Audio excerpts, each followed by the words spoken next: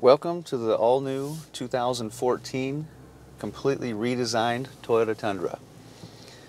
We're going to go for a test drive, and while we're driving I'm going to talk about some of the features that this truck has changed over the previous couple years. First of all, the interior and exterior have been completely redesigned.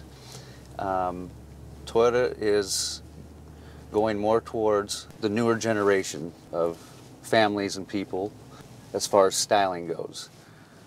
Toyota is a company that takes their clients very seriously, and when a customer writes to Toyota and says, "I wish you would do this," or "I wish you would do that," Toyota actually listens and they make the appropriate changes. Sometimes they're small changes, sometimes they're bigger changes. Interior-wise, what they've done is they've brought this dash about 3 inches closer. Not a deal breaker for most, but everything is within hand's reach for me. I don't have to lean over, I don't have to lean forward. Everything I can do here with the radio and the navigation, I can also do right here on the steering wheel.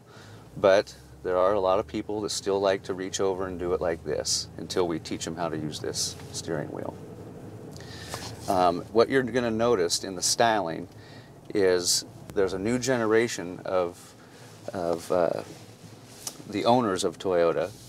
Basically, the old guy retired and the grandson is in charge, and what you're seeing now is not only in the Tundra, but the new Avalon, the new Corolla, the new Camry. You're seeing the new generation of Toyota. A little more stylish, not too aggressive.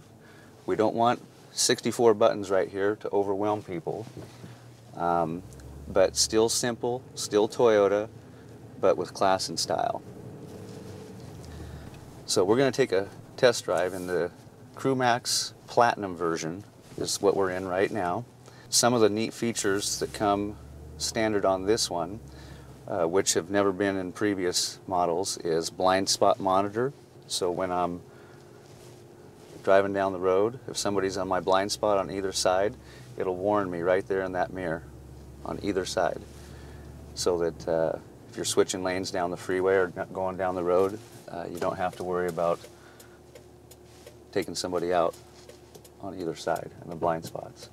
Another feature is the display panel. Used to be up in the dash. Now everything's right here in view of the driver.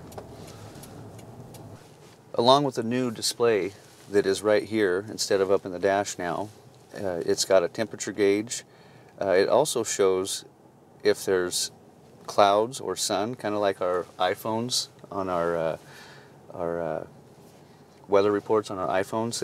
It looks real similar here on the dash. You also can customize settings as far as if you want the horn to beep or not beep, or lights to flash or not flash when you're locking and unlocking the doors. You have your average fuel economy. You got your current fuel economy as you're driving. Distance to empty, which is nice. A lot of people like that, so they, even when the orange light comes on, they like to go right down to the mile. Of course, there's an elapsed time if you want to know from point A to point B how long it's going to take you. And then they also have average speed. So if you loan the vehicle out to the kids on a Saturday night and they take it out to the raceway, you can look the next morning, and if the average speed was 28 miles per hour and all of a sudden it's higher than that, you can call them out on it. Don't tell the kids that though. Also, we have part of the blind spot monitor that I was talking about a minute ago. There's also, with this particular package as an option, it comes with rear cross traffic. What rear cross traffic does is, when you're backing up, if you have shrubs on both sides of the vehicle or just cars and you're backing up out of a driveway and you can't see the cars coming from either direction, the rear cross traffic alerts up here on the dash in an audible tone that there's traffic coming, so you don't just pull right out into traffic and get T-boned. Another nice feature and an option on this particular vehicle. Also, what they've done on the Platinum version as standard is the memory seats. Clients wrote in and said, man, I wish we could do memory seats. You know, why does it have to be the Avalon, you know, just the cars? Well, we went ahead and did memory seats as well in the Tundra on this particular version.